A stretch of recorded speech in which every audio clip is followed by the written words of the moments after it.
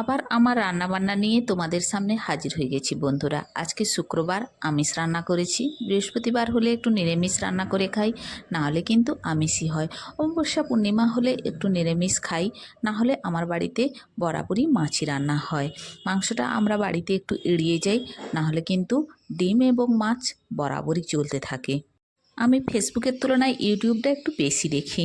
ইউটিউবে ভাত খাওয়ার ভিডিওগুলো দেখে খুব মজা লাগে। অনেকে কত কত ভাত খাচ্ছে, কত রিচ রান্নাও খেয়ে যাচ্ছে, মাংস কত কত করে খেয়ে যাচ্ছে। আমরা কিন্তু সেইভাবে খেতে পারি না।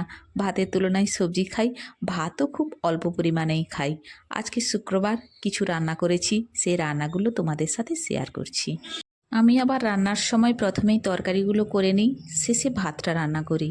কারণ গরম গরম ভাতটা খেতে আমার খুব পছন্দ, বাড়ির লোকেও তাই পছন্দ করে।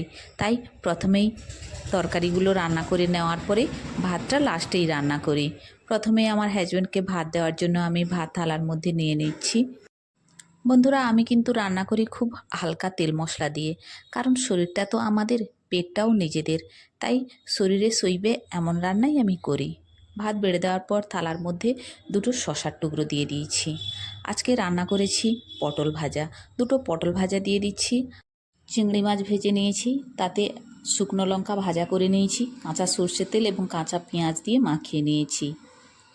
আর রান্না করেছি কুমড়োর তরকারি, মিষ্টি কুমড়োর তরকারি। মিষ্টি কুমড়োতে একটা মাছের মুড়ো ছিল, সেইটা ভেজে দিয়ে দিয়েছি, তাতে পুঁই শাক দিয়েছি। মিষ্টি কুমড়ো রান্না করতে কিন্তু খুব অল্প তেল মশলাতেই হয়ে যায়। ফোড়নের জন্য দিয়েছি রসুন, কাঁচা পেঁয়াজ কুচোনো এবং 5 ফোড়ন, এবং নুন হলুদ দিয়েই রান্না হয়ে গিয়েছে। মিষ্টি কুমড়ো রান্না করতে বেশি তেল মশলা লাগে না, রান্না করাও খুব সহজ। আর সামুদ্রিক মূল্য মাছকে ভালো করে ভেজে নিয়ে আলু দিয়ে শুকনো শুকনো ঝাল দেওয়া করেছি, তাতে সর্ষে বাটা অবশ্যই দিতে হবে, না হলে কিন্তু খেতে ভালো লাগবে না।